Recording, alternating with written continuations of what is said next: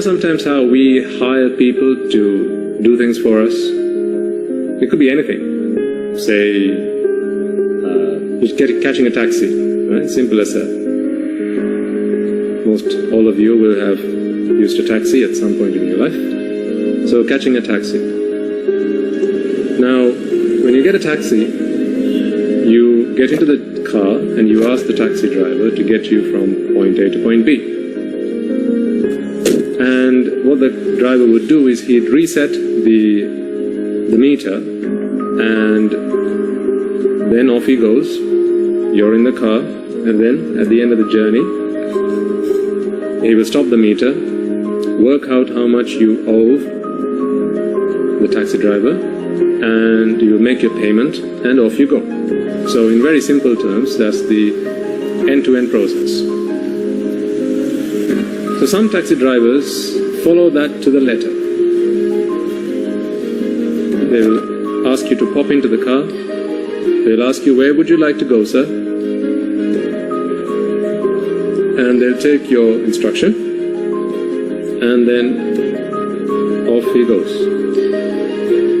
So he'll drive you to your destination. He'll work out the amount of money you owe him, and he says, and that's a total of X amount of money, dollars, pounds, whatever, rupees, and you make the bill. He says thank you, and off you go. Now that's the normal process, the happy path, if you like. Then you have some taxi drivers who go the extra mile. So some drivers will go the extra mile and may even try to cheer you up. You can't tell me you've never had that experience. Right, so there are some great taxi drivers out there. Three-wheel drivers, right? When I say taxis, I mean all sorts of taxis. Right? And they will do what they can to bring happiness into your life. Great people. Great people. So you are paying them to get you from A to B. But what about the words that they're saying to cheer you up? It might be that you've had a long day at work. It might be that you've just had some bad news. Loss in the family, or perhaps you've been dumped. Some bad news, some terrible news, and you're pulling a long face, or you're teary-eyed, or you've your chin in your hands and you're looking out the window staring into the openness. And the taxi driver's thinking to himself, gosh, this man seems to be having a really bad day today. Let's see if I can cheer him up. So then the taxi driver might start to try to have a conversation with you. You see, he'll try to have a conversation with you, not knowing how you might react. Beautiful human beings, aren't they? Your next words might be, can you just shut up? I just need to concentrate. Or just do your job. No, taxi drivers get abused a lot of the time. And they won't say anything. They just keep quiet and they'll go and they'll do their job. But for someone to feel that I want to do something on top, I want to go the extra mile, I want to do more than what he's asking me to do, that's a sign of greatness. So he might start to chat to you and say, sir, what's up? What's wrong? You seem like you've had a long day today. Is everything all right, sir? Anything's the trouble? Anything bothering you? Or he might even just say, oh, it's rainy weather today, isn't it? Just to get you into conversation. Just to cheer you up. Just to put a smile on your face. You've all had that experience, I'm sure. So to them, you getting into their taxi and paying them whatever amount of money that you're going to owe them at the end of the journey is enough for them to feed themselves, but they feel that they have a duty to you. I said, beautiful mind, beautiful hearts. You need to observe these things, folks. If you see these things within people, that's when you're beginning to, or you have already broken bad. You need to begin to spot these qualities within people. Greatness, signs of greatness. They're infectious, I tell you. And then they'll start to talk to you. Sometimes they'll very slowly but gradually enter into the, bring you into a, they'll try to build confidence. Sometimes they might even share an experience that they had in the hope that what they're trying to share with you is worse than what you have in your mind that's bothering you. And when you listen to that story, you're going to wonder, scratching your head thinking, gosh, I thought I was having a bad day. See, they're sharing their most intimate details with you. Not because they just want to have a chinwag. It's because they want to cheer you up. They're going the extra mile.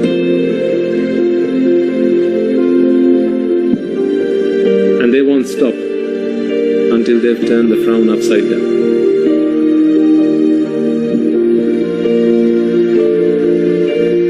Sometimes they might even compliment. You're looking very smart today, sir. That's all you need even to turn that frown upside down. That's the only compliment you got all day. If you've never been there, get into a taxi, I tell you. There are some beautiful hearts out there. One day, someday. Because we can help them go from good to great. Beautiful hearts. How many people do you think might have gotten into a taxi thinking, I'm going to take this taxi, go and get to a bridge and jump off the bridge? How many taxi drivers do you think have saved people's lives? See, unsung heroes these people are. Unsung heroes. No one talks about them. Oh, but these things happen. How many three-wheel drivers do you think have saved people's lives? Perhaps they got into the taxi, they were fuming. They were on their way to someone who had wronged them, maybe with a weapon in their hand, saying, get me to that place as soon as you possibly can. I'm going to tear him a new page. I'm going to blow his brains out. Might have been some of the words that would have been said. But what did the three-wheel driver do? Mister, take it easy. I'll take you there, don't worry. Just take it easy. Come on, things happen to everybody. We all have problems. Let me tell you something happened to me lately. And then he will share with you an intimate story that happened to him. He's never said it with anybody, but he'll share it with you in the hope that you begin to realize that you're not the only one who's got problems in your lives. And then that has cured you now. At the end of that journey, you'll go, you know what, just take me back home. He'll take you back home, and then he'll say, it's on me. That trip was on me. Go home. Have a good time. Keep safe. There are so many beautiful hearts out there. My question to you is, how much do they charge you for it? Does the meter on the taxi go up with every word they say? With every word that comes out of their mouth to heal your festering wound that is your mind, the fire that is burning within, with every bucket of water they throw at you to put out that fire, does that put up the meter? It does nothing to the meter. So really, at the end of the journey, when you ask, what is the bill?